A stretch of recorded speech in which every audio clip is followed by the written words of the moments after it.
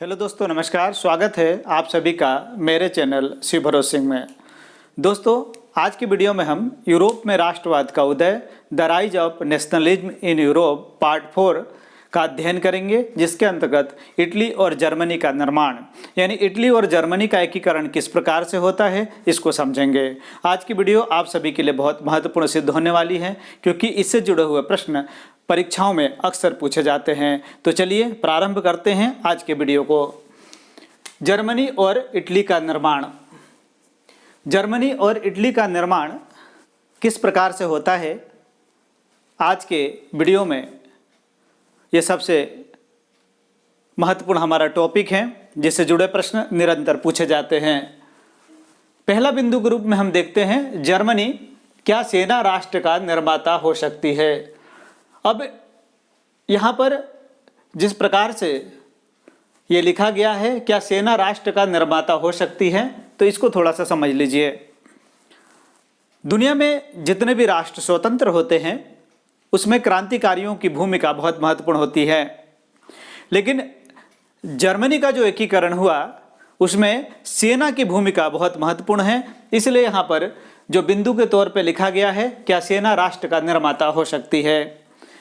आगे हम बढ़ते हैं और देखते हैं सेना द्वारा राष्ट्र के निर्माण में महत्वपूर्ण भूमिका।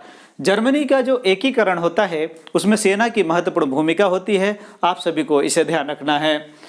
दूसरा महत्वपूर्ण बिंदु, राष्ट्रीय भावनाएं जर्मन लोगों में काफ़ी व्याप्त थी।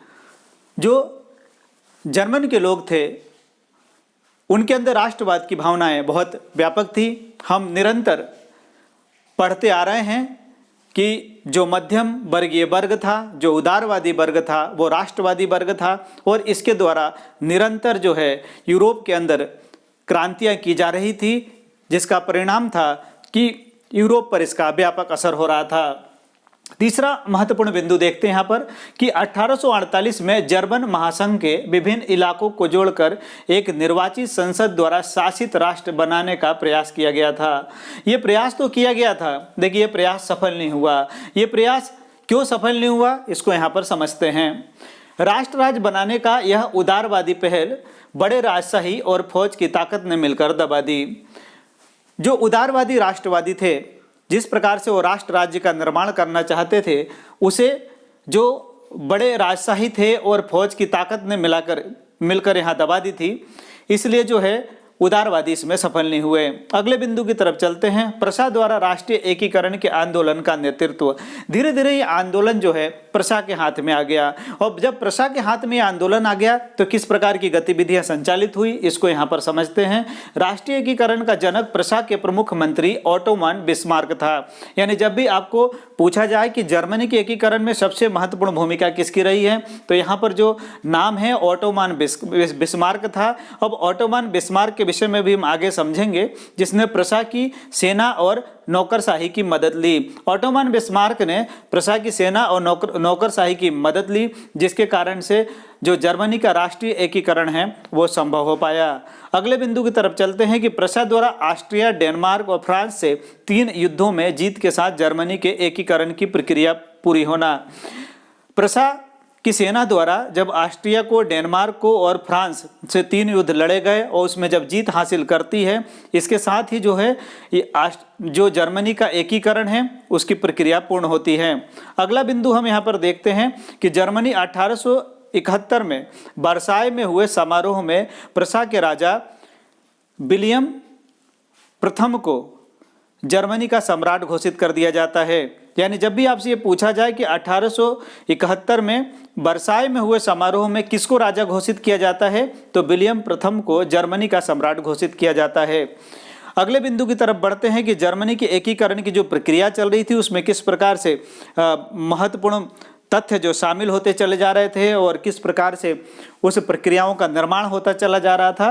18 जनवरी 1871 को जर्मन राज्यों के राजकुमारों, सेना के प्रतिनिधियों और प्रमुख मंत्री ओटोमान बिस्मार्क समेत प्रशा के महत्वपूर्ण मंत्रियों की बैठक वर्साय के महल में होना।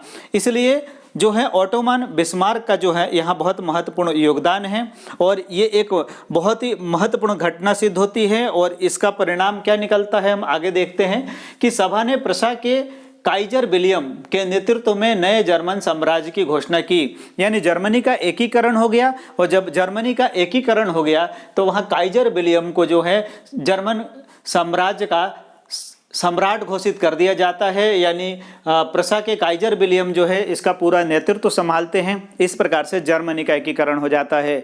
तो जर्मनी के एकीकरण का जो प्रश्न है परीक्षाओं के लिए बहुत महत्वपूर्ण है। मैंने सभी महत्वपूर्ण बिंदुओं से आपको समझाने का प्रयास किया है। आगे हम बढ़ते हैं और इटली का एकीकरण देखते हैं कि इटली का एकीकरण किस प्रकार से होता है।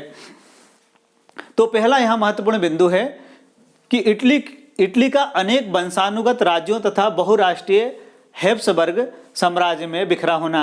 मतलब इटली एक राष्ट्र के रूप में नहीं था, इसलिए जो है वंशानुगत राज्यों में बटा हुआ था, अलग अलग राजा जो शासन कर रहे थे, और बहुराष्ट्रीय हैब्सबर्ग जो है साम्राज्य में बिखरा हुआ था। दूसरा महत्वपूर्ण बिंदु की तरफ चलते हैं कि 19वीं सदी के मध्य में इटली का 7 राज्यों में बिखरा होना।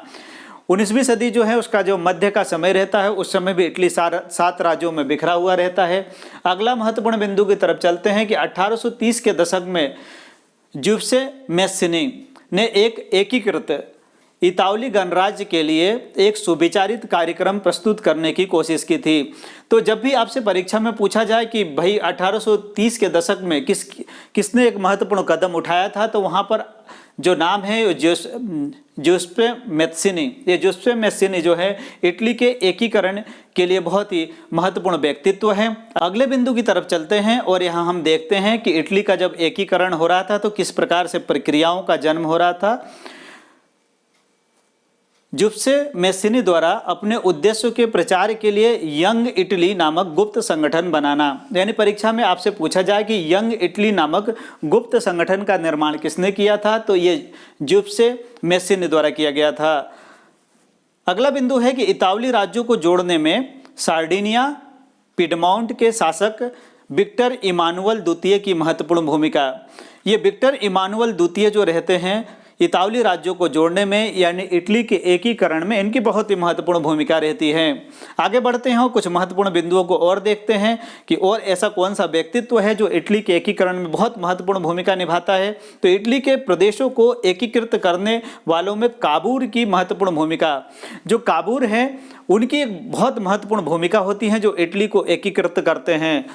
अब इटली को किस प्रकार से वो एकीकृत करते हैं और किस प्रकार से उनकी भूमिका है, और इसी प्रकार से एक और महत्वपूर्ण व्यक्तित्व हैं जिसका अध्ययन हम यहाँ करते हैं। ज्यूसेppe गैरिबाल्डी की भी महत्वपूर्ण भूमिका है। और ज्यूसेppe गैरिबाल्डी की किस प्रकार से महत्वपूर्ण भूमिका उसको समझते हैं कि 1807 में दक्षिण इटली और सिसिली राज्यों में गैरिबाल्डी के नेतृत्व में स्वयंसेवकों तथा सेना का प्रवेश करना और स्पेनी शासकों को हटाने में स्थानीय किसानों का समर्थन पाना।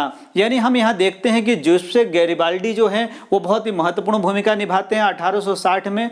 और एक तरफ ये स्वयं सेवकों का समर्थन प्राप्त करते हैं, दूसरी तरफ सेना का समर्थन प्राप्त करते हैं, और जो स्पेनी शासक जो वहाँ थे उनको हटाने में स्थानीय किसानों का भी समर्थन प्राप्त करते हैं। अब परिस्थितियाँ किस प्रकार से चलती हैं और इटली का एकीकरण किस प्रकार से यहाँ होता है, आगे हम देखते हैं कि 1861 में इमैनुअल द्वितीय को एकीकृत इटली का राजा घोषित किया जाता है। यानी अब इटली का भी एकीकरण हो जाता है और 1861 में याद रखिएगा इमैनुअल द्वितीय को जो है इटली का राजा घोषित कर दिया जाता है।